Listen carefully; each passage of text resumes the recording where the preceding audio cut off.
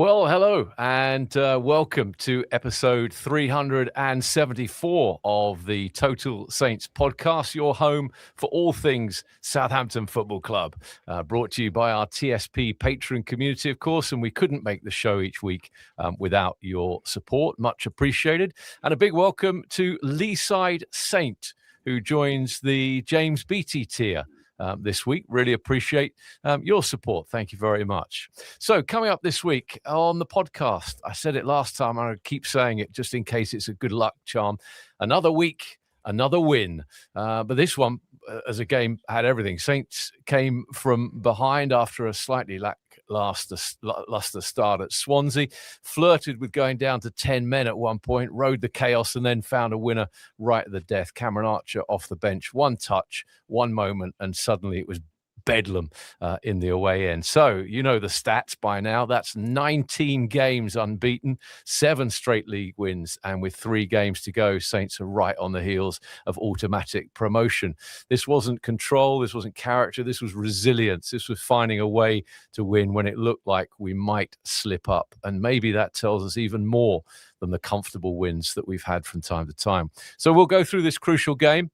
We'll also look at some of those other results from the weekend, especially Sunday's game, Ipswich versus Middlesbrough, and preview the next game for us, which is at St Mary's, back at home, against Bristol City. So let's get into it. My name is Neil Crespin, and I'm joined by Steve Grant, the owner of Saints Web, Glenn Delacour, the writer of the blog League One -10, and Alfie House is the senior Southampton reporter at the Daily Echo. So welcome everybody to the podcast. So I sort of did a quick summary of the game there. I do think at times, having watched it, I do think at times we were second best and probably not playing some of our most flowing or free-flowing football. So a case of sort of character over control. This is a big win, and clearly demonstrating again that Tonda has this team playing in a way that they find a way to win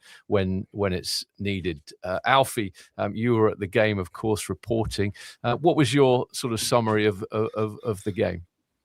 Yeah, well, I think you've obviously summed up in a good amount of detail. I think that they started relatively well, Saints, and then had a bit of a rocky period, sort of in and around the Swansea opener after about 20 minutes. But then, to be honest, obviously we had the sort of head loss with Flynn Downes moment that you referenced, where I think some fans felt that he'd left an elbow in on somebody, and I think it was their midfielder Waddell who sort of squared up to him and confronted him on that, and he grabbed them by the shirt, pushed them forward, and you were sort of thinking, okay, maybe this might lead to a red card. I think the correct decision was a yellow for both players, and that was what was given.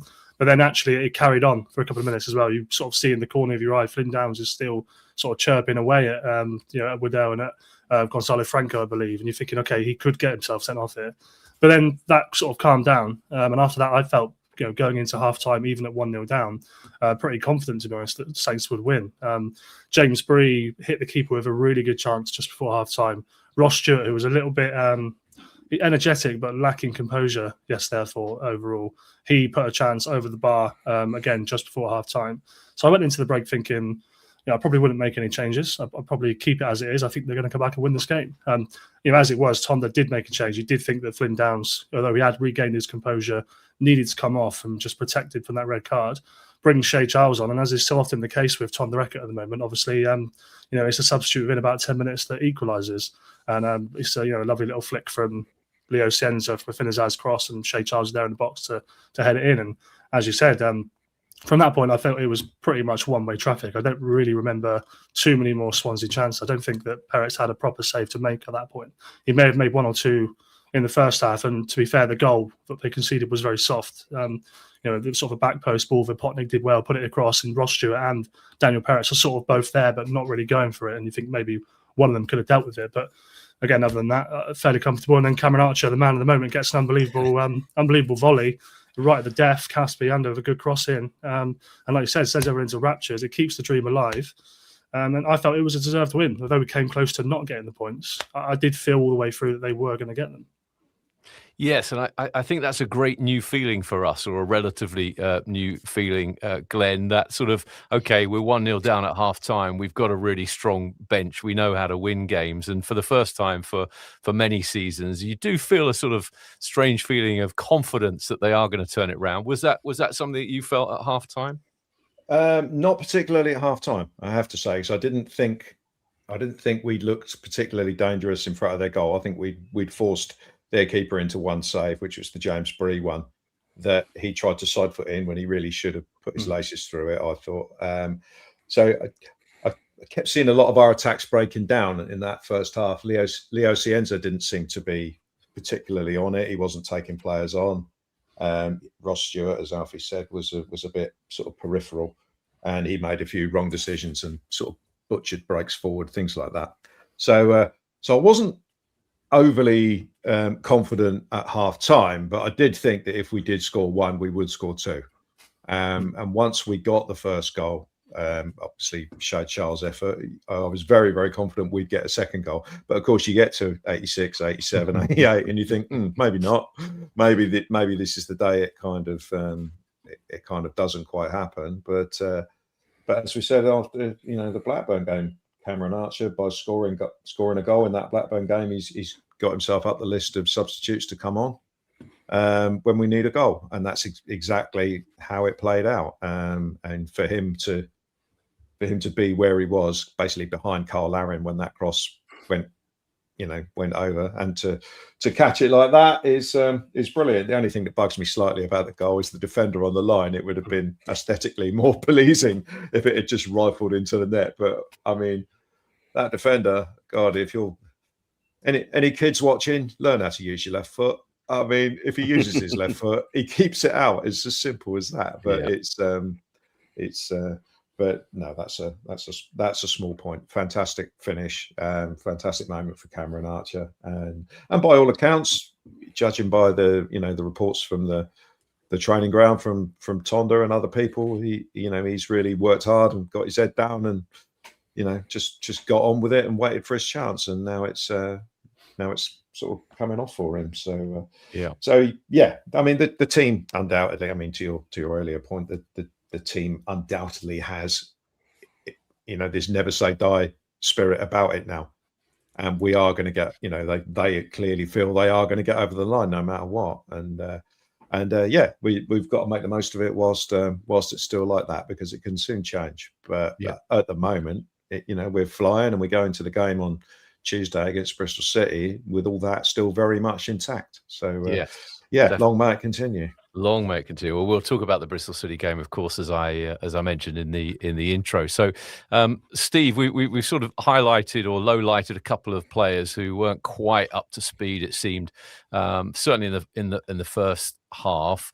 Was there any of that you saw? There were a good few changes to the lineup as well, which sort of refreshed things a bit. But did you see the same sort of game that the other guys have sort of talked about so far? Yeah, I think so. I think we were generally reasonably controlled, but I thought when we got into the final third, there was just a little bit of sluggishness. It wasn't quite at the same tempo as we've been used to in recent weeks. Even with the obviously rotated changes, you've effectively got kind of two first team sort of attacking units now. There's no there shouldn't be any issues with players not being up to speed or anything like that. And yet it was all just a little bit sluggish. Swansea, I thought, they've probably caused us the most problems defensively out of anybody in this, basically since the Norwich game, I would say. Obviously, Peretz has only really had one proper save to make, but they got themselves into some good areas. And I mean, second half, the one I think Alfie missed is the one where Nathan Woods made a brilliant last ditch block. Oh yeah. Because I'm not sure Peretz is getting that behind him. And that was at 1-1 when the game became so stretched because clearly we were trying desperately to try and win it, throwing men forward. We obviously took James Bree off to bring Cameron Archer on and sacrificed an extra man at the back, and that left it open for them for those 3 minutes plus injury time, as much as it gave us an extra man going forwards. And they created a couple of openings where, I mean, they obviously took Vopotnik off midway through the second half. But I think if he'd been on the end of them, you'd have fancied his chances of scoring them more than the two players that ended up taking the shot. But no, I think we were okay. There weren't any dreadful performances. As I say, it was just a little bit of sluggishness. And even second half, when we picked the pace up, I think even that last sort of 10, 15 minutes where we were obviously really trying to sort of force the tempo and force the game, it wasn't like we were battering the door down. It wasn't like you could feel that this goal was coming.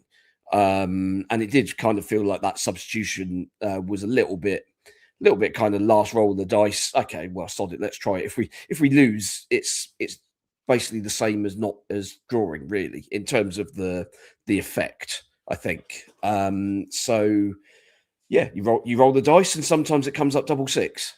And yeah, on this occasion, it's worked out absolutely perfectly. I'm entirely with Glenn on the aesthetics of the goal, by the way, because I was watching it on a very small screen, definitely in Europe, not in the UK. Of course. When Archer hit that volley, it looked like I thought the defender had cleared it off the line. And it was only then when I see everybody running to the corner, it's like, oh, hang on, that's actually gone in. So that was quite the moment. But yeah, you get those late winners, and again, the adrenaline surge from that has got to feed into Tuesday night, hasn't it? You think, right, these players are going to be absolutely buzzing now. They've not played at 100%. They've not played. It's not been an 8, 9, 10 out of 10 performance, but they've gone in there. They've played a probably 6.5 to 7 against a decent side who causes problems, but they've still found a way to get the job done. And the belief that brings, they'll have sat down and probably watched the City Arsenal game this afternoon and thought there's some areas where we might be able to test them a little bit. Close down the goalkeeper for a start. So yeah, at the end of the day, win's a win. We've kept the dream alive for another 4 days at least. So we go again. One more moment that we didn't mention was the potential penalty from Nathan Wood in the box. I mean, it would have been soft, but he did pull the shirt of a Swansea player when I think it was Ryan Manning. I thought it was outside the area. Was it? Okay, possibly. Yeah. But he was still, it probably should have been a foul potentially. But I think Ryan Manning was caught playing out a little bit. But Ryan Manning, I thought, was excellent yesterday, to be fair. I thought Caspiander was very good. I thought Karim Matsky was very good as well. Cienza, like you've sort of, as I've said, Cienza was not necessarily at the races for the entire 90 minutes. But again, a couple of moments, which the back heel for the second goal as well. So it's the sort of thing that, other players don't do. So again, I thought I was impressed by that. But yeah, I agree with what Steve has said. It would have been tempting to take Cienza off, to be honest, after the first sort of 60 minutes, because he didn't do very much. But the reason why you leave him on was very amply illustrated with both the goals, because he was involved in both of them, and I dare say neither would have happened if he hadn't have been there. So that's why you do have some players who, in the big games, you really do need them on the pitch, and he is certainly one of them. I agree. I thought Yander was dodgy in the first half. I didn't think he was really at the races, but he seemed to grow into the game a lot more in the second half when he was dropped a little bit deeper with Downes going off. So that was interesting in its own right. The fact that, and bizarrely, he seemed to do more sort of forward running with the ball. In the second half. I'd also call out Nathan Wood. He had a really good game against Vopotnik. It was he was obviously put in the team, and it was like, go and have a fight with this guy, because he was like shoving him around all over the place. And I was like, I thought Woody had a good game, and that block was worth the admission fee on its own, which was caused by Ryan Manning's one brain fart of the game by attempting some sort of ridiculous. Look at me, I'm Lionel Messi on the edge of my own penalty area. Don't do that. But no, other than that, Manning had a good game as well. Yeah, back to the point you both made earlier about the optics of the guy on the line for Swansea clearing it off or not clearing it off and doing that badly. If you guys are irritated by it, think what it must be like for a Swansea fan to. It's a shame it wasn't Joel Ward, by the way. Obviously, he came on for half an hour and was obviously on the pitch as we got that 90th minute winner. So lovely jubbly for everybody. After he'd been exchanging some pleasantries with the Saints fans while he was warming up. I think you guys have kind of touched on this, but if anybody wants to add anything, then fine. Just sort of this isn't the first time that it's impact from the bench that have come on and scored a couple of goals. Shea Charles and Archer winning it. That's a great illustration, isn't it, of the depth of the squad, Alfie?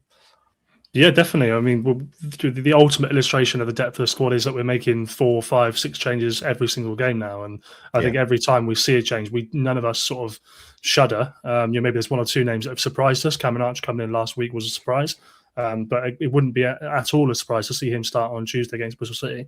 I think if anything, he probably will, and then Shenzi will play against Man City and against Ipswich.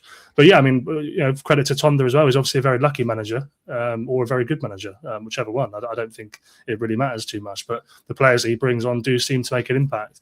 And to be fair, when you've got players like Shea Charles coming on, I mean, there can't be many, if any, Championship teams bringing a player of Shea Charles's quality on, and not just because he's been rested, but because there's a genuine battle for a place in that midfield. Because Flynn Downes, Caspiando, and Shea Charles are probably all on a level, even with Cam Bragg as well. So, I mean, it is obviously an embarrassment of riches, and that's why we should be where we're trying to get to. We were disappointed in the first half of the season. We should be finishing second. We made it so hard for ourselves that now, if we finish fourth, whatever, it's still an unbelievable achievement. But we do clearly have one of the best squads in the league, and we're starting to see that. Yeah, 12 goals from subs this season now. Very good. Out of how many? How many have we scored? I don't have it in front of me. 75. Oh, okay. But yeah, there's clearly an impact, and we talked so much on the podcast under previous managers about how actually substitutions were having the opposite effect and dragging the game down. Neil, also don't forget, the first sort of 5-10 games of Tonda's management, it seemed like every single sub he did, not one of them did anything. They either didn't change the game or they changed it negatively. And that might not necessarily have been Tonda's fault, but that was a theme. We were saying at the time we didn't have enough good players to bring on, and look at how the narrative has obviously totally changed. Yeah, there's quite a lot of love in the comments for Cameron Archer, sort of suggesting that he should start on Tuesday. Other people sort of perhaps calling out that perhaps this is exactly what he needed. He needed to play a few games, score a few goals, and get a manager who maybe put his arm around him and praised him and made him feel loved. Do you think it can be as simple as that, Glenn? Just give somebody some game time, get them some goals, and it changes? Well, you don't just give people game time; they have to earn it. You have to earn it. I mean, there's a lot said about sometimes about, he's earned it, he's been doing well in training. I don't really care about how well players do in training. I care about what they do in the 10-minute substitute appearances that they get from time to time, because training, you're playing against players who are playing 70% probably, and they're not going to whack you up in the air. So Cameron Archer has done virtually nothing to warrant an extended run in the team.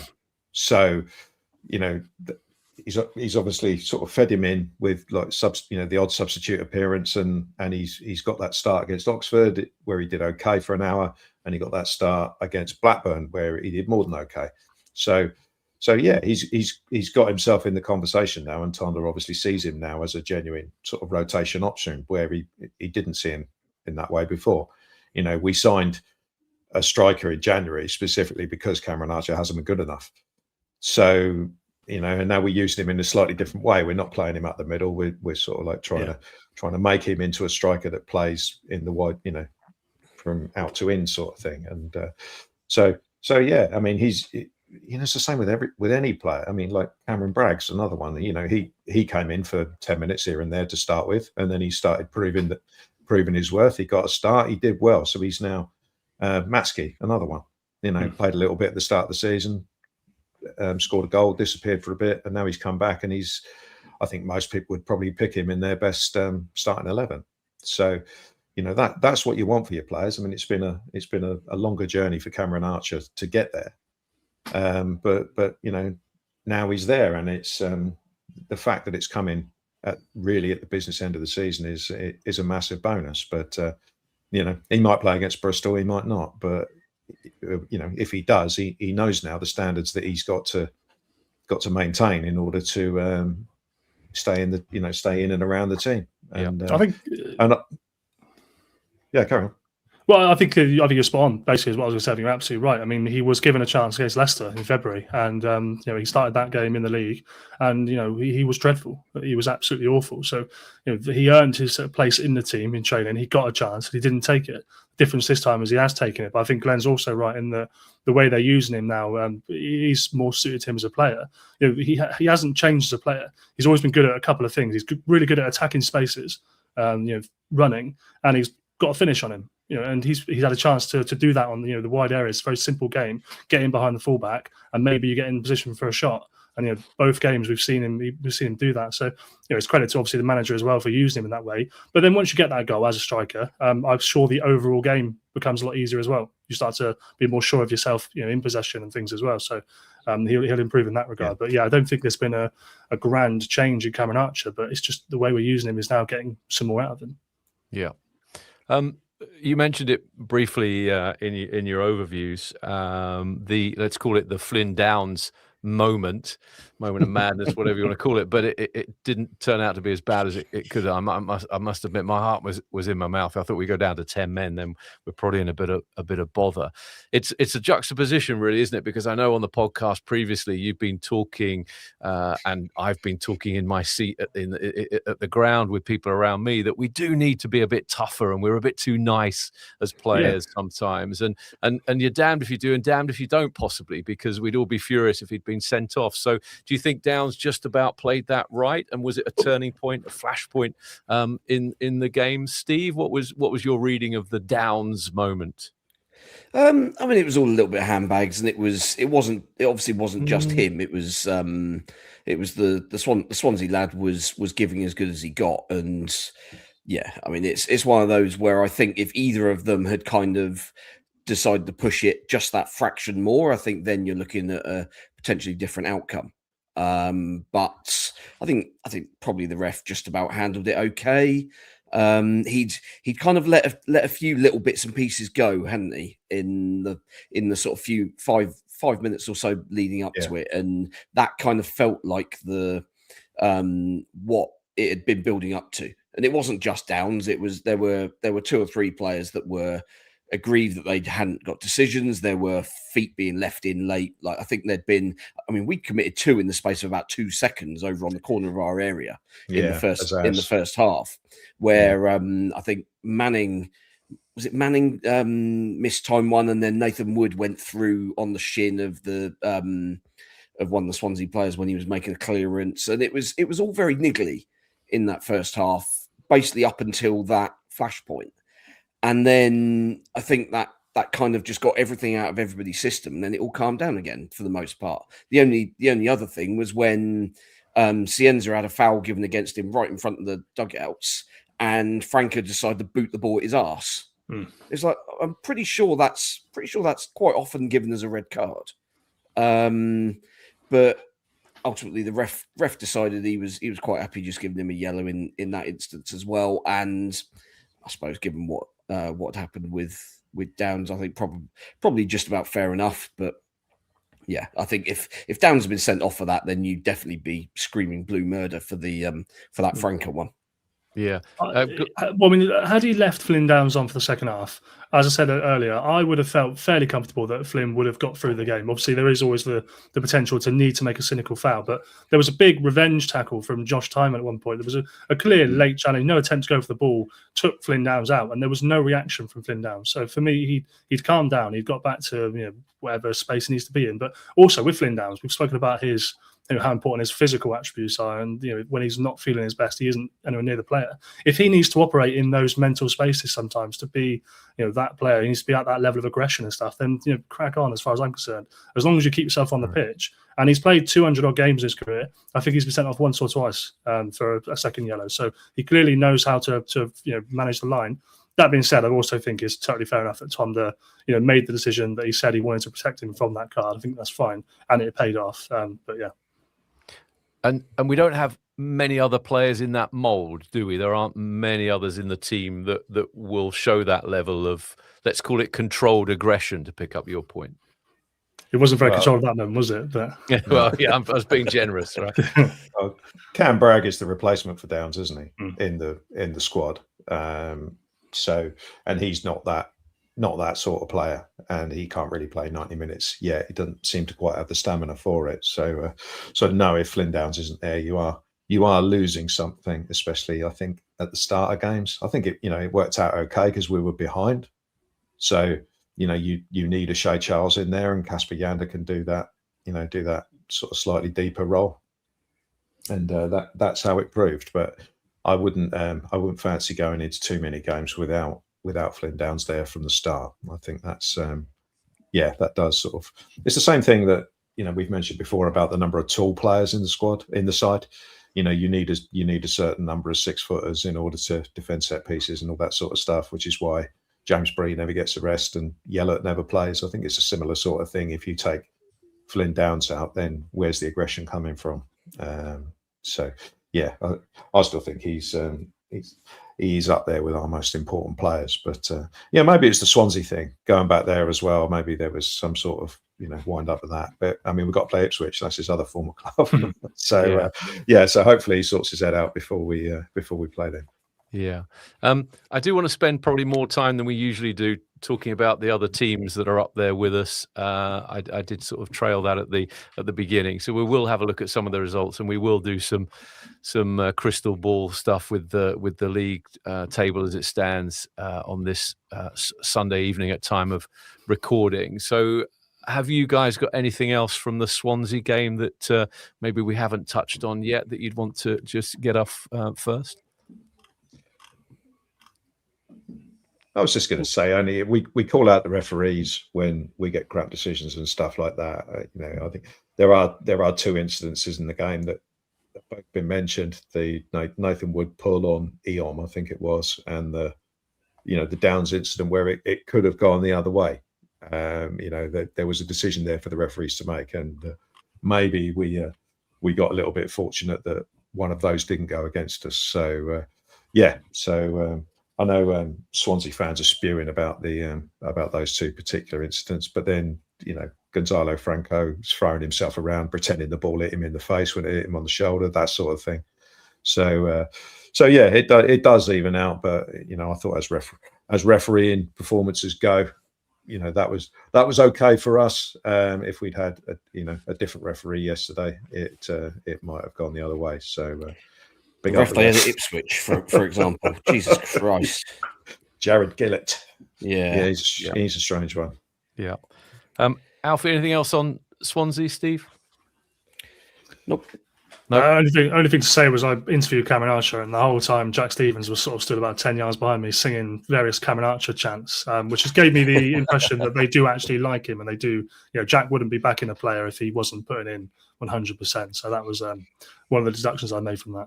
Yeah, and I think you're probably right. I think it probably wasn't his colleagues or fellow players that needed to grow a bit more love and respect for him. It was probably the fans on the. No, I wouldn't say that at all. I think that you grow in love and respect for players based on what they do for you in your shirt, and Cameron Archer has been miles off it. Whether that's by lack of effort or ability, I'm not saying it is lack of effort at all, but I don't think you can blame the fans. I mean, he has been nowhere near good enough. He's now delivering, and long may it continue. He'll get that respect from us.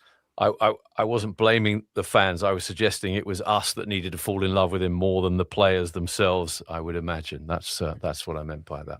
So let's move on. We will be talking about the Bristol City game. That's on Tuesday night at St Mary's, of course. But before that, as advertised, let's just have some analysis of the other matches, because it is, I don't know, like if like me, the league table is now burnt into your retinas from the amount of looking at it. We there's no point in us bringing up a graphic, because obviously if you're listening to this on the podcast and not watching it on YouTube, that doesn't work too well. So let me just go through. So obviously Coventry City got that point they needed. So in second place now, as it stands on Sunday evening at time of recording, Ipswich there on. How many points? 76. Say again? 76. Thank you. That's just gone off my screen at an awkward time. Millwall then, and they've still got that game in hand. So 42 games. On 43 is Millwall. So this is in third place now on 76 points. And then us at fourth place with 75. So 1 point between those. The game on Sunday today, Ipswich Middlesbrough ended up in a draw. I've driven about 150-mile round trip to go and see some people and then come home today. In that time, I still can't decide whether that was a good result or not. So, gentlemen, what do you think? Glenn, is that the best result for us? I think overall, on balance, it would have been better for us if Middlesbrough had won. And it's funny, you used to take the mick out of me on here for not caring about other teams' results. And it was actually more fun when I didn't care about other teams' results, because I came away from watching that game. Obviously, we won yesterday, so I was all happy about that. And I watched Ipswich Middlesbrough and I came away fuming because of the bullshit penalty Ipswich got given in the last minute. If you're going to give a penalty for that, then there's going to be a penalty at every corner, because it's a stupid challenge, but he holds on to him for the briefest second, and then George Hurst, he's obviously got some sort of inner ear infection, because he spends literally 50% of his time on the pitch flailing around on the ground. So, horrible player. He probably does that because he's not good enough. But, so I watched that game. It was slightly annoying in the end. I mean, the good news is neither of those teams look particularly brilliant. Ipswich, who we've obviously got to play more relevantly, they didn't look particularly brilliant. They looked very, very flat when they were 2-1 behind, and it's the dodgy decision for the second week running that's got them out of jail. So third week running. Oh yeah, Birmingham won as well, where Birmingham scored an equaliser that was clearly not out of play. Lido gives it. Yeah. They have been awarded the most penalties of any team in the league by quite some distance. Well, I mean, they do have George Hurst and Jack Clark up front. So, I mean, are we surprised by this? It does come to something when the Sky commentators mention all of the really favourable, dodgy decisions that your team has had all season.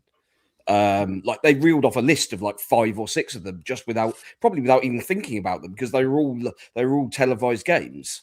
And it is wild how some teams, because it's not like Ipswich are particularly sort of media darlings. I mean, especially given the Nigel Farage nonsense a couple of weeks ago. Nigel Farage, Ed Sheeran. Well, yeah.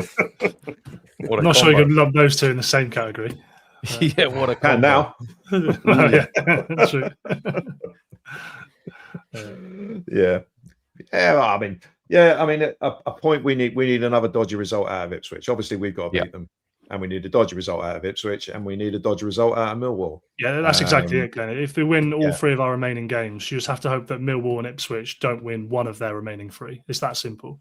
And a lot of speculation in the comments. Of course, this is on the YouTube comments. A lot of speculation that Millwall have possibly the easiest of those last few games to play, but and I've got their list here. So Millwall have got Stoke away from home. Stoke have obviously got nothing to play for, and then they've got Leicester away, who are going to be down by then, and then they've got Oxford at home, who are probably going to be down by then as well. So it's, if Oxford are still in with a shout in that last game, it might be interesting. But Stoke away and Leicester away are their next 2. So I think that Leicester one's interesting, because basically, I mean, we've seen that Leicester don't have a pair of bollocks between them. There's no stomach for the fight in that squad whatsoever. I mean, have you seen the video? Excellent, fantastic. Harry Winks, 90 grand a week. Harry Winks getting back on the coach after losing at Fratton Park yesterday, and he's hurling a volley of abuse at some fan who dares question his commitment. It's like, well, I mean, there's your kind of answer as to why that team's struggling. There's no team spirit in that place at all. It's absolutely toxic. But what you would say is that you look at Leicester's team man for man. There's quality. There's enough. Yeah. There's talent and there's quality in that team when they can be bothered, as we saw first half against us in the game at their place. Second half, obviously not so much. But there is talent there, and you would think that once relegation is confirmed, which it probably will be midweek when Hull City goes to the King Power, the game after that, pressure's off. They'll come out and maybe they'll play with freedom and they'll turn in a performance and do something, and then that will make the fans even more furious. Be like, well, why haven't you been doing this all season, you pricks? Yep. But from a Millwall perspective as well, I mean that I like Millwall as a club. I think that if we weren't to finish second, I would hope it's them for sure. But they've been in this position before, and they've been in sort of playoff races before, and bottled it in the last couple of days. So I guess you just have to hope that, although they've got the favourable fixtures, that a bit of performance anxiety sets in and the heavy legs set in and things like that. And you never know, do you? But I think the first thing first is we just simply have to win our 3 games, and it's not going to be easy to beat Ipswich or St Mary's. That is not a given, and it won't be easy to beat Bristol City or Preston either. But I think if you win all 3, you have to feel that we've got a really, really good chance. But just waiting for that one extra result, from the other 2. I can honestly see Ipswich dropping points elsewhere as well. If you look at their next 2 games, West Brom is the one I like the look of. And Charlton's not. I mean, I don't Charlton didn't beat Sheffield Wednesday yesterday, though. Yeah, but it's Nathan Jones. A draw's enough. Yeah, a draw's enough. Yeah, we only need them to drop a couple of points, and then it really is all on.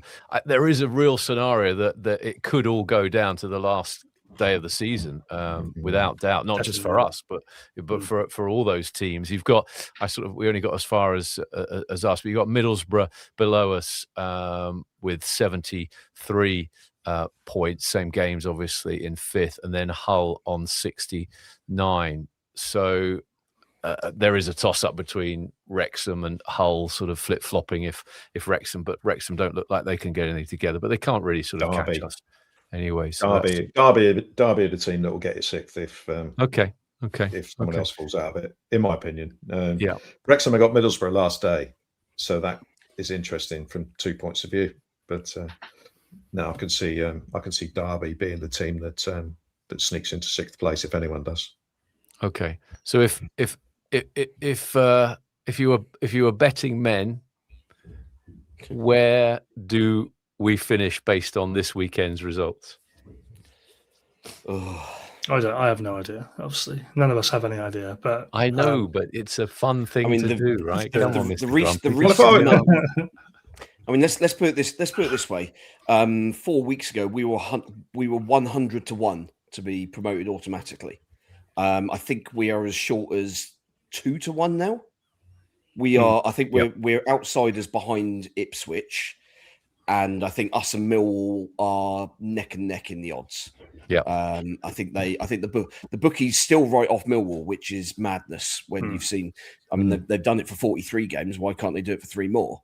But I think Millwall are a team that prefer to play a game without possession. There's a lot of sides that are just better suited to playing reactively and on the counter attack, and Millwall one of those, and they were brilliant at it. They were excellent against us at the Den, and we've seen them play really well against the best teams in the division this season. Where they have looked a little bit ropey has been against the sort of lower table sides, who are also quite happy to give up possession. So both teams kind of almost keep giving the ball back to each other. So no, you have it, and then we can kind of put a bit of pressure on. And I guess the hope is that those 3 games against for Millwall are against 3. I mean, rubbish teams, basically. I mean, the arse has fallen out of Stoke since Christmas, really. And I mean, they're going to finish back in their sort of homely regular position of 16th or there or thereabouts. And the other 2 are obviously going to go down. So I think it's possible that Millwall, I mean, you get this kind of surge of anxiety at the Den. I've noticed when there's big games there and they're not quite doing what they need to do to get the game won, and you just hope there's. I mean, if you think that the prize on offer, that anxiety is going to be ratcheted up so much. For sure. Whereas us and Ipswich, we've done this gig before. We know what it's all about. The players that we've got in our squad know what it's all about. And I think that could be the deciding factor in this. Yep. Hopefully.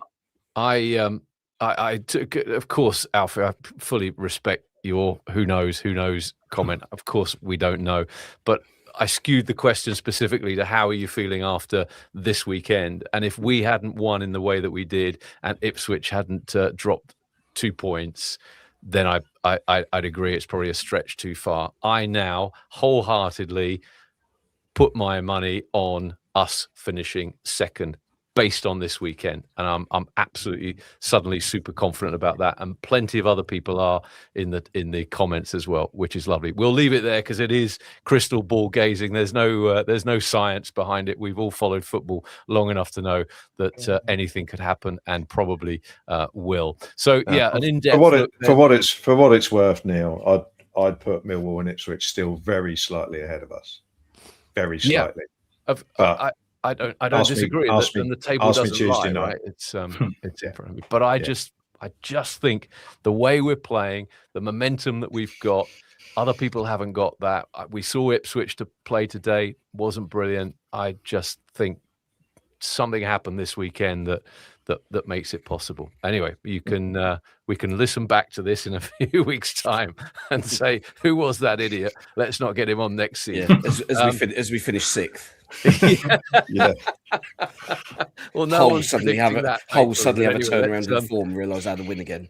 Let's move on, and we move on to the Bristol City game Tuesday night at St Mary's. Brilliant game, another Tuesday night under the lights, fantastic atmosphere. Bristol will bring a lot with them, and of course, Alfie, bit of conflict for you in this game because I know Bristol City is a club close to your heart. So we will come to you first on your analysis of the game ahead of us. Just a reminder, horrible, dark, distant reminder that we lost 3-1 in a fairly horrible game at their place, which was back in October, right? October last year. What's that? 6 months ago. Will still in charge, a very different time, a very different team. It's incredible what's happened in that 6 months. It almost feels like another lifetime away. But Bristol City at home at our place. Alfie, where are you going with this? Yeah, well, look, first of all, there isn't much of a conflict of interest here. I mean, Bristol City's season is dead and buried. Obviously, we've got Roy Hodgson in charge to sort of let us go out the year gently. So clearly, there's no conflict there. We all want Saints to win. I mean, I think it's going to be an interesting game. The fact that Roy Hodgson is in charge makes it interesting. Tom the Wrecker paid a lot of respect to Roy Hodgson. I think rightly so. I mean, he's been managing for longer than Tom has been alive. Which is remarkable. And I expect that, the reason why Roy Hodgson's in charge of Bristol City is because the ownership have come under a lot of fire at Bristol City in the last couple of years for consistently selling their best players. In January, they lost Zach Viner, a couple others as well. Off the top of my head, I've forgotten. Mehmeti went to Ipswich. Yeah, and they went to Ipswich, exactly. He was the big one, one of the leading assist makers in the league. They sold them in January and replaced them with either nobody or with cast-offs from Middlesbrough, for example, Bergzorg, who couldn't get a game and has been rubbish by all accounts. Scored against us, though, didn't he, Bergzorg? Yeah, well, there you go. Everyone did at one point. So, they obviously, Gerhard Struber, the former manager, who did a job on us, did a job on Will Still back in October. He started to speak out a little bit, bit of fire about the situation. Obviously, when that happens, owners, they tend to make a move, then they make a decision. So Roy Hodgson's come in, and I think what we know about Roy Hodgson is that they will come and try and be organised. They will try and disrupt Saints. They will be very happy to leave with a 0-0. Maybe a 1-0, obviously. So, yeah, I don't think it's going to be easy by any means, but there's nothing for Bristol City to play for. We should absolutely be able to stand by our authority on this and get all 3 points. Glenn? Yeah, I mean, I largely agree. I mean, they've fallen away, a bit like Stoke have, not quite as badly. I mean, I think they're 10th now, Bristol City. Yeah. Hodgson, there was he won his first couple of games and obviously got beat by Norwich the weekend 4-2. So yeah, I don't think they're desperate enough to give Joe Lumley a game yet. I think he's still there. Alfie's mate. Maybe he'll come and blast some footballs at you in the press box. Possibly. Well, at least our press box, he'd probably be able to reach it. Yeah, I mean that game at Bristol earlier on in the season was horrific, and that was. And we talked about the Blackburn away game when we still totally lost the plot. Bristol City was almost as bad. We were 1-0 up through Adam Armstrong. And then it just an absolute disaster. I think Nathan Wood gave a goal away. Casper Yander gave a goal away. It was just horrible. And Armour missed a big one as well, didn't he? To make it 2-0? Yeah. Well, yeah. standard. You don't even need to say that, do you? It happens. He did. Yeah, you know, that's why you don't play for us anymore. But and he's in the Premier League for another half an hour or so. Yeah, Damien Downes played in that game as well. So that's how bad it was. More on him later, actually. I'm going to talk about him in a minute. Oh, but yeah, it was definitely one of the low points. I mean, the highlight was that Ralph Hasenhüttl was in the crowd, and of course that was that put 2 and 2, not Alfie, but the media put 2 and 2 together and said, "Oh, Ralph's going to rejoin when Will still inevitably get sacked." Will lasted another couple of weeks, and then he was gone. But that was Bristol City was, it was one of the 3-game run. Bristol City, Blackburn, Preston, that basically was the end for Will Still. And it was a terrible day all round. And we've got a bit of a history with Bristol City and putting in terrible performances. So we did it under Russell Martin down there, and we did it early on this season. So obviously we shouldn't mention that it ended the 25-game unbeaten run. Yeah. We should have mentioned that. well, we're at home this time, and it's different. And I did like Tonda's comment.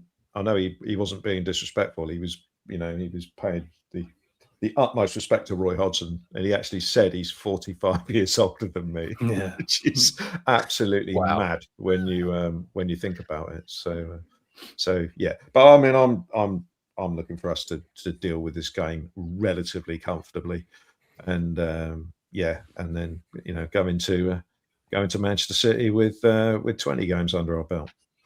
Steve, a few people in the comments on YouTube are sort of saying perhaps this is a game where we could be goal greedy and actually look to try and close as much gap as we can on the teams above us, and in terms of goal difference, that's only Ipswich, because Millwall's goal difference is less than ours. But we've got 5 goal difference between Southampton and Ipswich. So is that putting a sort of expectation on shoulders when we'd be happy with a 1-0 win, right? Yeah, I think ultimately get the game won first. If you're 3-0 up at half time, then there's a conversation to be had, isn't there? But I think given that we're still fighting on 2 fronts, I think Tuesday night is going to be a case of, well, if you get into a position where the game is effectively won quite early, then it's going to be about managing minutes ahead of Saturday. But yeah, I mean, why not think about it? It's got to be in the back of your mind, hasn't it? We're 5 goals behind Ipswich. We've got to make that up at some point over the remaining 3 games. Maybe we beat them 3-0, in which case that's a 6-goal turnaround immediately. That's entirely plausible. So I think ultimately you just get this game won and see where it leaves you. You can only kind of concentrate on one at a time. As much as we'd like to look forward to that game at Preston on the final day, but yeah, it's Bristol City looking at obviously they won the first 2 games, drew QPR in a game that basically might as well have not happened by the sound of it. I think the combined XG was about 0.3 between the 2 teams, but then seemed to play quite well against Norwich to begin with. They were lead, sounded like they were decent in the first half. Got themselves in front, missed a couple of chances. Norwich got an equaliser, and then Bristol City just didn't want to know after that. They collapsed in a bit of a heap. So I wouldn't expect them to be coming down here with sort of the idea that they were just going through the motions. I think they'll still be motivated, I think, to cause a bit of an upset. And yeah, we've got to be on our guard. They're clearly not rubbish. They've won 8 away games this season, which is a decent return. I think it's more than we've won, I believe. So yeah, they're not bad on the road, and we've got to be careful. But we do have the quality, and we're in form, and everyone seems to be fit. So there shouldn't be any reason to fear them. That's for sure. The big issue for Bristol City at the moment is a lack of a number 9. Really, they've got Emil Rees, who's actually got quite a good championship record. Sinclair Armstrong. Yeah, I mean Sinclair Armstrong, who's always played reasonably well against Saints, but he doesn't have a good record for City. They don't fancy him much up there, obviously. Their biggest threats really will be the number 10s, the wide players. Scott Twine have got a bit of set piece magic about him, a bit of finesse. Jason Knight's a good player. Mark Sykes pops up for goal every now and then. So, the key for managing their threats really will be those players, those sort of half spaces. So I guess that will come down to maybe Shea Charles, maybe Cam Bragg if they play. But yeah, I mean, Roy Hodgson's very much in his no fucks given era, which is very funny. I mean, some of the stuff that he has said about the club since he's been the interim manager is remarkable. Go and look up if you're interested in some of the things he said. But yeah, I mean, as a player, if Roy Hodgson turns up in the dressing room, you'd probably play, wouldn't you? So I totally agree with Steve. Like, they're not going to be going through the motions. They'll be wanting to play for him, I imagine, with a fair deal of respect. Yeah. And he must be on some sort of deal that sees a bit of wedge going his way the higher up the table they finish. The funny thing is, they brought him. I assume he's probably looking to get paid from last time he was managing them, because he obviously left the club when Bristol City were basically on the verge of going bankrupt. Was owed a stack of money in wages and just kind of sort of waved it away. Maybe Lansdowne will dip into his pocket and pay that back with interest. I don't think Lansdowne dipping into his pocket is something that happens often. But the point I'm making is they could still finish if they got some freak wins. They could still finish, up in 8th or 7th or something like that. The funny thing is now, the CEO Charlie Boss, actually, who used to work for Saints as I can't remember exactly, might have been the chief sort of marketing guy, a bit more. He went to the chief commercial sort of guy. He's now the CEO at Bristol City, a big role. And in one of their first press conferences he did, Charlie Boss said that we brought Roy Hodgson in because of his experience in football, and he's going to help us pick the next director of football. And then in his first press conference, Roy Hodgson said, "I've got no idea what a director of football does." I love that. Okay. Well, that's not gone well. That's like music to Glenn's ears, that kind of reaction, I'm sure. Yeah, I like that. Right. I'm conscious that we'll wrap up on the Bristol City thing. Just come to all of you very quickly with an idea of who perhaps might start, given we've got a rather big game on the weekend after that, and then we'll do any other business. And as I've said when I've hosted the show before, I never know whether any other business lasts 5 seconds or 5 minutes, so it's completely random as to what the guys want to talk about. So get that in your heads, guys, if there's anything you want to bring up before we close out the show. So let's just go back to Bristol City quickly then. And given the huge game on Saturday, what team do we think we put out for Bristol City? Is this the most important game of the week as opposed to Saturday's game? Steve, quick answers, please. I think there'll be a number of changes. I think Stevens will come back in, and I think it'll be Larin, probably Archer, maybe a Dozy on the left. Don't know. Central midfield probably changes. Charles to start. Although I'd be saving Shea Charles to play 90 on Saturday. Personally, I think against City's dynamism, I think that's where he's going to be very important. But I fancy that Tonda doesn't see it that way. Maybe Brad gets a run out. He's not featured for a couple of games, so maybe an opportunity for him too. We know that Manning obviously can't play Saturday, so he'll play the full 90 today on Tuesday night. Wellington won't get a look in because he'll be needed. But yeah, other than that, I think it's fairly standard. I think. Okay, Glenn. Yeah, the same. I can see it being roughly the team that played against Blackburn. To be honest, I don't think there'll be too many changes from that. I think Tom Fellows will come in. It'd be interesting to see whether they play Finn Azaz again, because obviously when 100% fit, he plays every game. But I mean, he had a sort of knee strapping on yesterday. So is he 100% fit? If he is, then he'll probably play. If he's not, then maybe Matsky will start behind Carl Larin again. But no, I largely expect it not to be too different from the Blackburn game. Okay, and finally, Alfie. Yeah, I agree with the above order of things. Obviously, Perez, Bree, Harwood-Bellis, Stevens, Manning, Downes, Charles, Fellows, Azaz, Archer, Larin. But that's a good point, Marie Azaz. I hadn't really thought of that. Whether maybe he does play Matsky again, and also with Fellows will come in because that's the current rotation of things. But you could argue that Tom Fellows, against the sort of space that someone like Nico O'Reilly might give Southampton, is the preferred winger for the weekend. But it does seem like we're sort of gearing up for Matsky to play that game. But that's the interesting one because Fellows did really well against Arsenal, and Nico O'Reilly's an unbelievable player. But I'm not saying Nico O'Reilly's a weakness by any means, but he will clearly be attacking a lot more than Bristol City left back, for example. So interesting to see what he does there. The other one, again, I agree, Downes and Bragg. Potentially, Downes only played 45 minutes on the weekend. If Downes had played 90, I'd have said that Bragg would definitely play this one. But the fact that he only played 45, surely he can go and do 2 in a week. Okay, good stuff. Thank you, gentlemen. We'll find out on Tuesday evening. Let's go back in time and the score predictions as well from that game, the game at the weekend, Swansea. So the prediction league stats, 79 entries. Thank you very much. 68 of them correctly called the Saints win, with 19 people getting the correct score of 2-1. So that's, from my memory, one of the highest numbers of correct entries I think we've had. So very good. The other thing I've forgotten about that you guys need to do, gentlemen, please, is your player of the week. So we've got the game from Saturday and Tuesday. Is that right? To put some names in the hat for player of the week. Cameron Archer. Go on. Rest of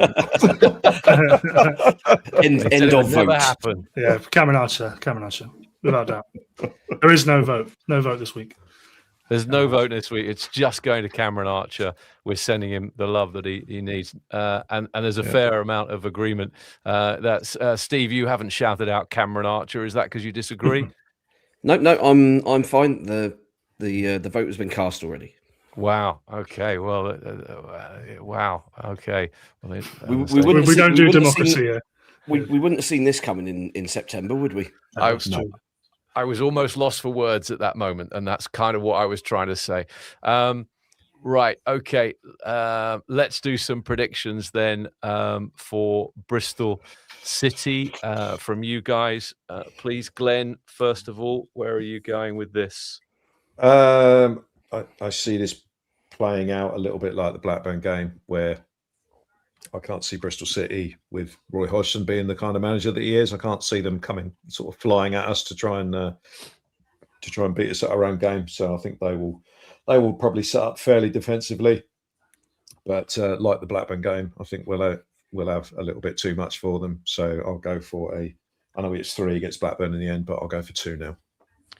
2-0. Steve?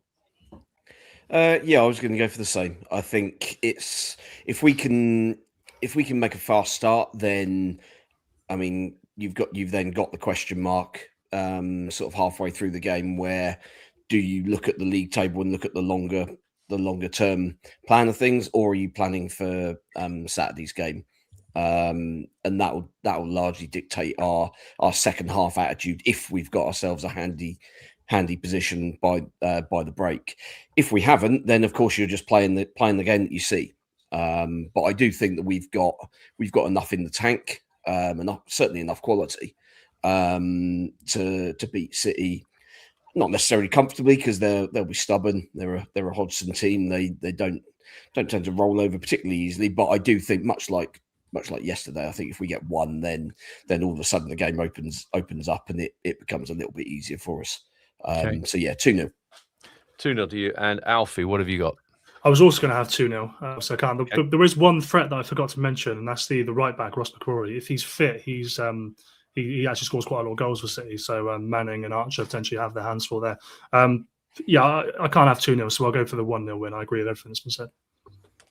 Okay, so not the goal fest that perhaps some of the people in the comments are hoping for to close that that goal difference gap. A few people in there at 2-1s, 3-1s, 3-0, things like that. So everybody keeping it quite sensible. Right, before we wrap up then, any other business from either of from any of you three? Well, that's something I think. Yeah, I did. I mean, there was a note went up about all 33,000 of the initial allocation of Wembley tickets have all been sold. So that kind of implies that there's going to be more on sale later on in the week. So if you haven't got a ticket yet, then keep an eye out for that, I guess. Well, they want to be putting them on sale pretty sharpish. Yeah. I mean, obviously they're all e-tickets, so they'll be in the Saints ticket app. But people have got to make plans for this sort of stuff. If you haven't got a ticket, then you're not sorting your travel options out or anything at this stage, are you? So, there was something about talking to travel options. Monday morning. There was something about the trains, wasn't there, Steve? Yeah, so Southwestern have put extra trains on. I think another 7 or 8 trains. I think they said. Yeah. So there's now going to be like 3, maybe even 4 an hour. From Southampton Central. From Southampton Central. There are all these extra ones they put on are direct, non-stop, Southampton Central to London Waterloo, and the same coming back. But they're still taking 2 hours. I didn't. Yeah, because they have to go via Havant because the line is shut. Okay, because there's engineering works at Basingstoke, so still got to go around that long route. Okay, and still got to watch out for incoming projectiles from the locals on the bridge, on the various bridges at Havant. Yeah. But yeah, that's the route, and more trains. So hopefully should be enough for people to get themselves up to Wembley by train, so they can have a few drinks. Yeah. Okay, and then the other trains are, I think there's bus replacements, aren't there, because there's engineering work. So it is a bit of a mess. So those direct trains look to be the best option, even if it's a long option at 2 hours plus or whatever. But great, thanks for clearing that up. Alfie, what was the other note, Glenn? Glenn had a note on Damien Downes, didn't you? There was a report that came out of Germany that he's been so bad that the manager has kind of hinted that they can't pick him anymore because it's going to cause a riot in the ground or something like that. So it's seen this movie before. Yeah, it's one of those unfortunate signings that we've made that is just not going to work out. We're going to end up virtually giving him away to someone. So I know Hamburg in the Bundesliga are kind of lower mid-table. There's an outside chance they could fall into the sort of they got a relegation playoff place. There's a chance they could fall into that. So he's obviously not done it at Bundesliga level. He was never going to do it at Bundesliga level. No, I mean, why did he go to the Bundesliga? It had to be the Bundesliga 2, surely. Yeah. So we signed him from the Bundesliga 2. So when we inevitably try and offload him in the summer, regardless of what division that we find ourselves in, we're going to be looking at Bundesliga 2 and how much Nothing. 7 million that we paid that we're going to get back is. I mean, you struggle to get €1 million. Absolutely. I mean, unless they are well supported, by the way, they get 40,000 a week. Some of those teams, but unless he has a great World Cup. But unless Schalke basically somehow implode and don't win the league, there's nobody in that division with any money. The idea of Damien Downes playing at the World Cup has entered my mind because of you, Neil, and that's not something I wanted to think about. Well, I mean, surely he's not going to be in their squad, is he? No. Even with Aggie Mang out, they'd have to have another 6 injuries, you'd have thought at this point. Okay. Well, not to be harsh. We'll see. Stranger things. There was just one other footnote from the weekend is that former Saints Academy goalkeeper Jack Bycroft scored a header for Exeter, and it's always worth. Goalkeeper scoring goals is brilliant. And so that's the 6th minute. Really good. That's massive, that goal as well, because it keeps Exeter in the hunt. AFC Wimbledon are 3 points above, with both teams having 2 games to play. Exeter got a tough run in, but they're ultimately they might only need one result out of that. So we'll see. All right. There you go. That's the AOB section, which, as I say, can run from 0 to hero very, very quickly. Thank you very much. We've been praised in the chats for our public service announcement on how to get to Wembley. You guys, of course, will have the pleasure. Martin's back on Wednesday following the Bristol City game, and you will have the delicious task of previewing that FA Cup semi-final on Saturday, our next game. I will be an excited listener waiting for that to drop on Wednesday. I watched them today. They were crap. Nothing to worry about.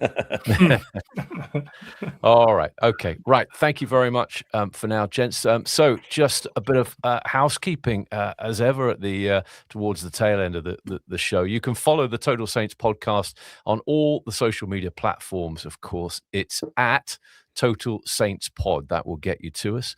We'd love to hear from you about anything. So if you'd like to drop us an email, the email address, very simple, hello@totalsaints.co.uk. Couldn't be simpler. Check out the TSP merch store as well. That's at shop.totalsaints.co.uk. I availed myself of some yellow merch already for next weekend.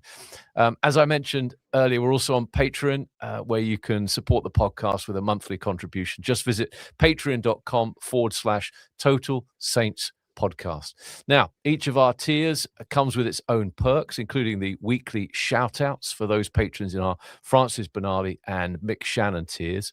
Here we go. So thank you to Dave Melton, Andy Hollis, Anthony Thompson, Gavin Ford, James Heron, Nicky Nickerson, Peter Montalbano, Southampton NY, Drew Dyer, James Kibbe, Red76 Tax, Michael Blackmer, David Mansell, Nick Gardner, John Collison, Voice FM, Andrew Steele, James Ravenscroft, The Mortgage Squad, and Greg Small, all in our Francis Benali tier. And also to Nick Reed, to Dave Ernsberger, to Nick Hingston, Phil Cook, Jonathan Cooper, Colt Baker, Anthony Thompson, Matt Hall, Mike Etheridge, Philip Horstrup, Mike Littlewood, James Bobin, John Bevan, Frank Thorpe, John Peacock, Andy Pickles, and OTJ Engineering, who all find themselves in our Mick Shannon tier. Phew. So thank you very much to Steve, to Glenn, and to Alfie. As I mentioned, the pod is back after the Bristol City game on Wednesday. The game's on Tuesday. The pod's on Wednesday. And thank you to you for tuning in, for listening, for watching, however you've consumed the pod this time. Thank you very much. And we'll see you again for the next one.